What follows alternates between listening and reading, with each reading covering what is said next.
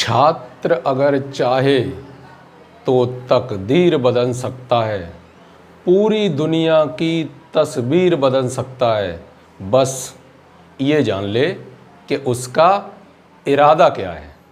और इरादे भी मजबूत होने चाहिए, ये तो आप समझते ही हैं। मैं Suraj Ram Rajput DAV inter college Alipur Khera से आपके लिए लेकर उपस्थित हैं कक्षा 12 गणित।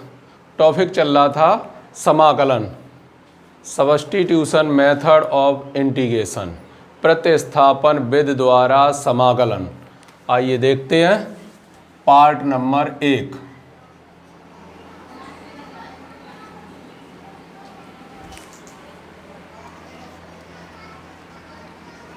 प्रश्नावली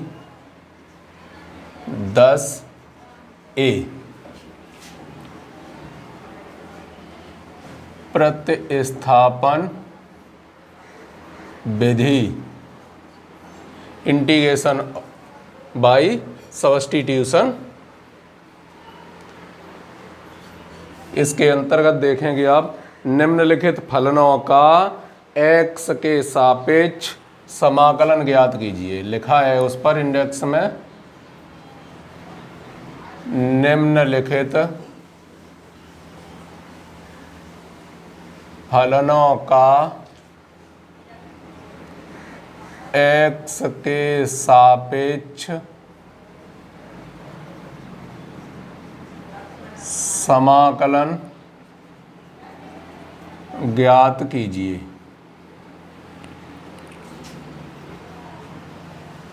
क्वेश्चन नंबर 1, ए पार्ट दिया है x+2 का होल क्यूब। ए पार्ट x+2 का होल क्यूब। चलिए एक एक पार्ट पर ही विचार कर लेते हैं। क्या करना है? x के सापेक्ष समाकलन करना है। आंसर, माना I बराबर इंटीग्रेशन x+2 का होल क्यूब dx। इंटीग्रेशन का चिन्ह लगाया, इधर लास्ट में लिखा dx। इसका मतलब क्या हो गया कि दिए गए फंक्शन का x के सापेक्ष समाकलन। ये आपको स्वयं लगाने पड़ेंगे, इंटीग्रेशन का चिन्ह और लास्ट में क्या लगाना पड़ेगा?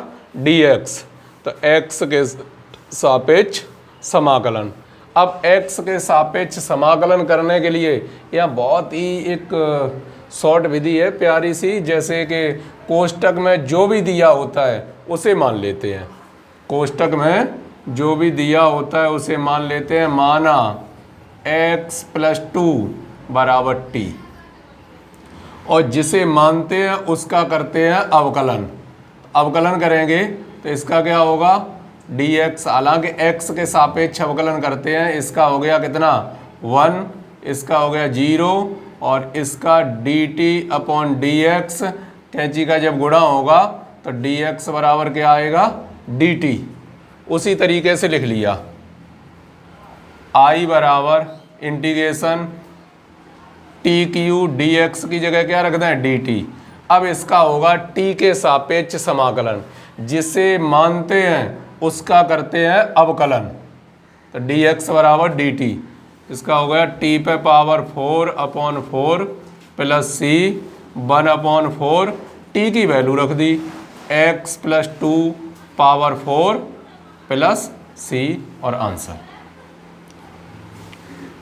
एक मेथड और हो सकता था इसका, a धन b का होल क्यूब।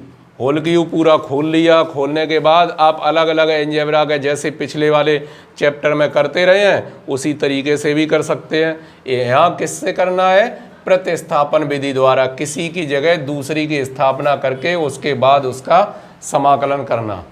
तो यहाँ जब भी आपको दिखाई दे कि कोष्टक मिल गया, कोष्टक वाले पद को मानते हैं और जिसे मानते हैं उसका अवकलन जरूर करते हैं। उसका अवकलन कर दिया, अब dx की जगह क्या आ जाएगा? dt, और x+2 को आपने क्या माना है? t। तो t⁵ और dx की जगह क्या रख सकते हैं? dt। तो t³ dt, और उसके बाद t का रख दिया मान पुनः वापस लौट कर। ठीक है, आइए देखते हैं उसका बी पार्ट क्या है। बी पार्ट में लिखा है 7x माइनस 2 का होल क्यूब, 7x माइनस 2 का होल क्यूब। आंसर माना I बराबर समाकलन का चिन्ह 7x minus 2 whole cube dx। ये dx क्यों लगाया गया, इंटीग्रेशन का चिन्ह क्यों लगाया, ये भली बात आप परिचित हो चुके हैं। ऊपर लिखा है निम्नलिखित फलनों का x के सापेक्ष समाकलन ज्ञात कीजिए। जब समाकलन करना है तो समाकलन का चिन्ह लगा दिया, किसके सापेक्ष, x के सापेक्ष। लास्ट में क्या लिख दिया, dx। अब ये कोष्टक के अंदर लिखा हुआ है, जो कोष्टक के अंदर लिखा हुआ उसे मान लिया। 7x माइनस 2 बराबर t, 7x का क्या लिख दिया, dx, 2 का 0 हो जाएगा, बराबर में dt, dx बराबर 1/7 dt, I बराबर t पे पावर 3, dx का मान कितना होगा, dt/7, I बराबर 1/7। ये तो कांस्टेंट का काम कर रहे हैं, t के सापेक्ष करना है समाकलन, x के सापेक्ष जैसे करते हैं वैसे ही t के सापेक्ष। तो कितना होगा, t पे पावर 4/4 प्लस c, I बराबर ये कितना हो गया 1/28, t पे power 4 plus c, I equal to 1/28, t का मान रख दिया 7x minus 2 power 4 plus c, answer.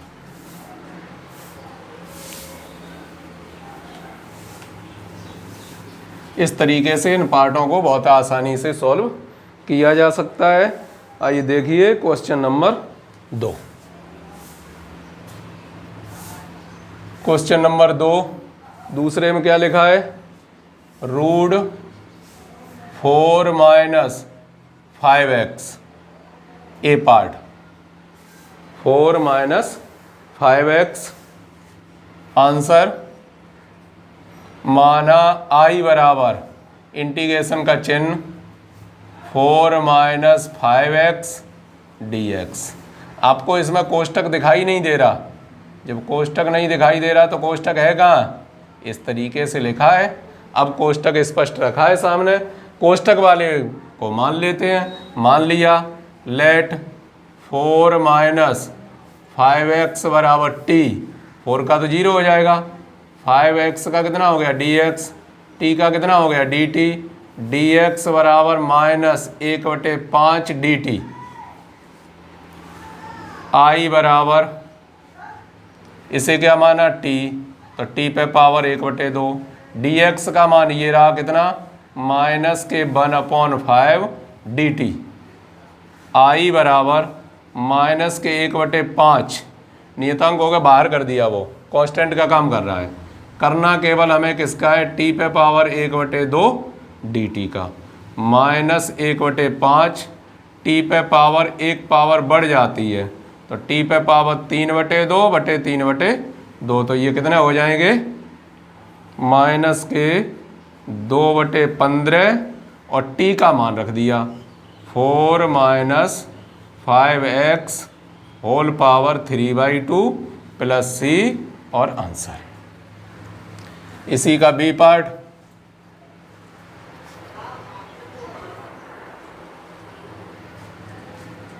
Root 2x plus 5/3, 2x plus 5/3। Answer I बराबर integration root 2x plus 5/3 dx। अब बार बार बताने की आवश्यकता नहीं है आपको, इंटीग्रेशन का चिन्ह क्यों लगाया, क्योंकि मुझे समाकलन करना है। लास्ट में dx क्यों लगाया, क्योंकि x के सापेक्ष समाकलन करना है। अब कोष्टक कहीं दिखाई दे रहा, अगर नज़र पड़ जाए तो क्या है, 2x प्लस 5/3 पावर 1/2, रूट का मतलब ही है पावर 1/2, ये कोष्टक का काम करने लगा। जैसे ही कोष्टक देखा मान लिया 2x plus 5/3 equal to t, 2x का कितना हो जाएगा dx, ये तो कांस्टेंट है, 0 में चला गया, dx का मान आया 1/2 dt, इंटीग्रेशन टी पे पावर 1/2, dx का मान 1/2 dt, 1/2 कांस्टेंट है, आगे आ गए। समाकलन केवल इसका करना है टी पे पावर 1/2 dt, कितना हो जाएगा टी पे पावर 3/2 बटे में 3/2 प्लस सी, ये 2 से 2 तो कट जाएंगे, 1/3 टी का मान रख दिया। टी का मान कितना है 2x प्लस 5/3 पावर 3/2 प्लस सी और आंसर।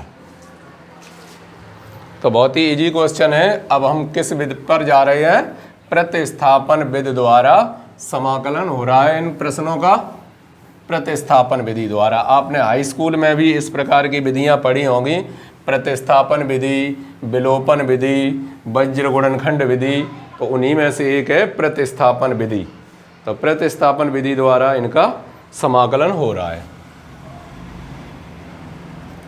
क्वेश्चन नंबर 3, तीसरा क्वेश्चन है A part 1/5x + 4 5x + 4 whole square. Answer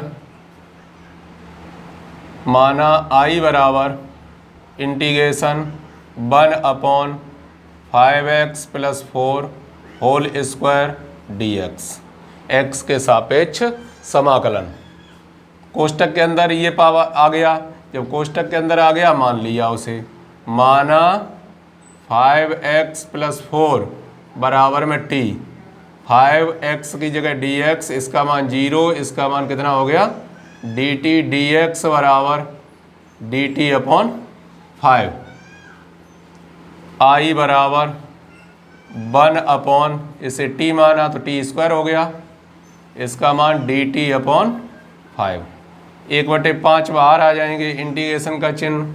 जब जैसे 1/x दिया था, ठीक उसी प्रकार क्या 1/t, अगर 1/t होगा तब तो उसका होगा log t, अन्यथा ऊपर ले जाके पावर के हिसाब से समाकलन करना पड़ेगा।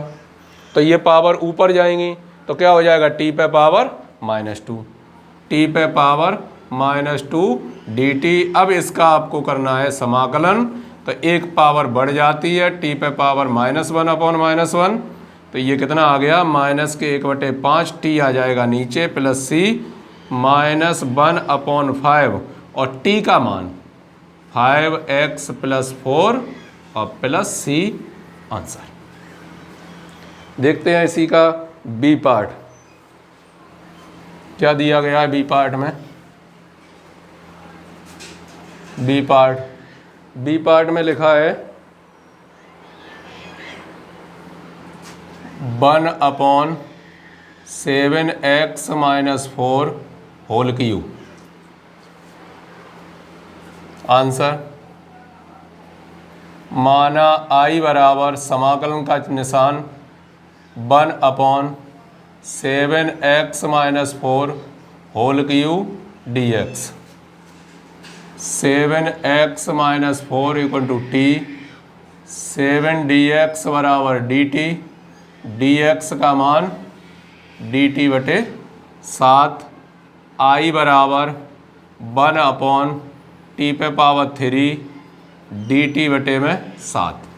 इसकी जगह तो क्या रख दिया t रख दिया, ये तो माना ही हुआ है t और पावर 3 है पहले से, dx की वैल्यू यहाँ से प्राप्त हो गई dt/7, तो कितना आया 1/7। इसे पावर के हिसाब से करने के लिए ऊपर ले जाना पड़ेगा, तो 1/7 t पे पावर -2/-2 प्लस c, ये कितना हो गया माइनस के 1/14 और t पे घात नीचे उतार दी तो प्लस की हो गई, माइनस के 1/14 t का मान 7x - 4 whole square plus c answer.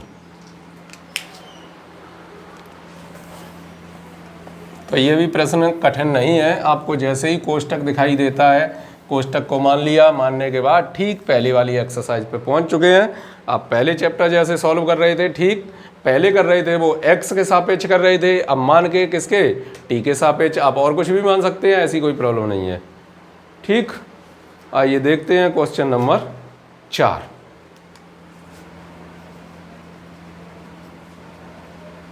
Question number 4, 1/3x + 1। Answer, माना I बराबर इंटीग्रेशन 1/3x + 1 dx। तो कुछ नहीं तो ऐसा है, ये मान लिया, इधर मान लेते हैं। चलो, लेट 3x + 1 = t। 3x का कितना हो जाएगा dx, t का कितना हो जाएगा dt। dx बराबर dt बटे में 3। I बराबर 1/t dt/3, 1/3 1/t dt। अब जब 1/t है तो अब ऊपर ले जाने की आवश्यकता नहीं है, क्योंकि 1/t कितना होगा log t + c। t का रख दिया मान 1/3 log t का मान क्या है 3x + 1 + c और आंसर। इसी का बी पार्ट देखिएगा, 1/a - bx। इसका आंसर क्या होगा, लेट I बराबर 1/a - bx और dx। तो माना a - bx बराबर t, a का तो 0 हो गया, bx का dx बराबर dt। dx का मान कितना आएगा 1/b dt।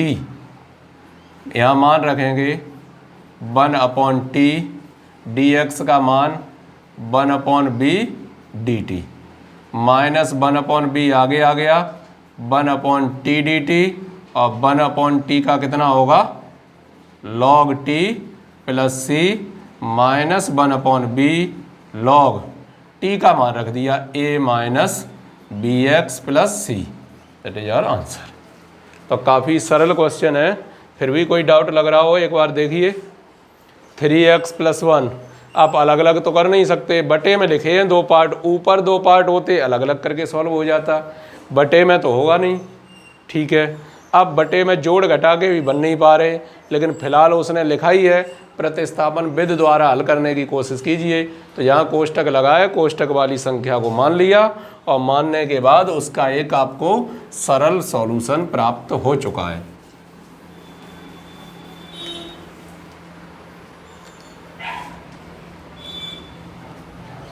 क्वेश्चन नंबर 5 में देखेंगे 1/√25 - x²। आंसर, माना I बराबर 1/25 - x² dx। इस प्रश्न को करने के लिए अब देखिए किसी सूत्र, किसके जैसा सूत्र लग रहा है, 1/1 - x², 1/√1 - x², यानी कैसा लग रहा है साइन इनवर्स और कॉस इनवर्स जैसा लग रहा है। तो हमें यहाँ क्या 1 बनाना है, तो 1 बनाने के लिए हमने यहाँ से कॉमन ले लिया, लेकिन कॉमन लेंगे तो निकलेगा कितना 25 कॉमन लिया, बाहर आएगा तो केवल 5 आएगा, और यहाँ है नहीं, इसका मतलब यहाँ 25 बटे में जाएगा dx। 1/5 इंटीग्रेशन 1/√1 - x/5 का होल स्क्वायर dx। कोष्टक के अंदर क्या आ रहा है x/5 = t, तो dx ये 5 इंटू में चले जाएंगे, क्या बनेगा 5 dt। तो 1/5 इंटीग्रेशन 1/√1 इसे क्या मान चुके t, तो t², और dx का मान 5 dt। 5 तो कट गए, कितना किसका ये सूत्र रखा है साइन इनवर्स t का plus c, sine inverse t का मान x/5 + c। ठीक है, हालांकि इस प्रकार के प्रश्नों के लिए आप डायरेक्ट सूत्र भी याद रख सकते हैं, वो भी हम बता रहे हैं एक बार। 1/√a² - x² dx। अब a का स्क्वायर, यहाँ a का मान कितना होगा 5 का काम करेगा। तो इसका डायरेक्ट हो जाएगा साइन इनवर्स x बटे ए, साइन इनवर्स x बटे ए 1/a² plus x square dx।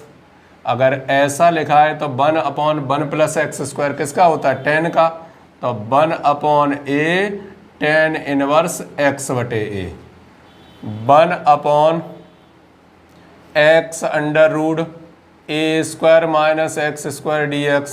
तो किसका क्या होगा, 1/a sec इनवर्स x बटे ए। इन्हें डायरेक्ट भी प्रयोग किया जा सकता है, ऐसा लिखा है, इसे लिख दिया 5 का स्क्वायर माइनस एक्स स्क्वायर, सूत्र किसका बन जाएगा, साइन इनवर्स x बटे में 5। या फिर उसकी जगह 1 बना के विधिवत तरीके से इस तरीके से आप हल कर सकते हैं।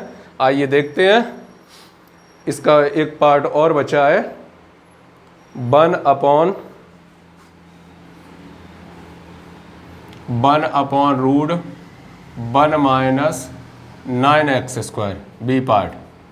तो आंसर क्या मानेंगे इसे, माना i बराबर 1/रूट 1 माइनस 3x का होल स्क्वायर dx, माना 3x बराबर t, 3dx बराबर dt, dx का मान कितना होगा, dt बटे में 3। i बराबर 1/रूट 1 माइनस टी स्क्वायर dt बटे में 3, 1/3 तो आगे आ गया, और ये सूत्र किसका रखा है, साइन इनवर्स t प्लस सी 1/3 साइन इनवर्स t की जगह क्या रख दें, 3x प्लस सी, और आंसर। इस प्रकार के प्रश्न और भी हम आपके सामने लेकर उपस्थित होते रहेंगे। तब तक करो कुछ ऐसा दुनिया करना चाहे आपके जैसा। जय हिंद।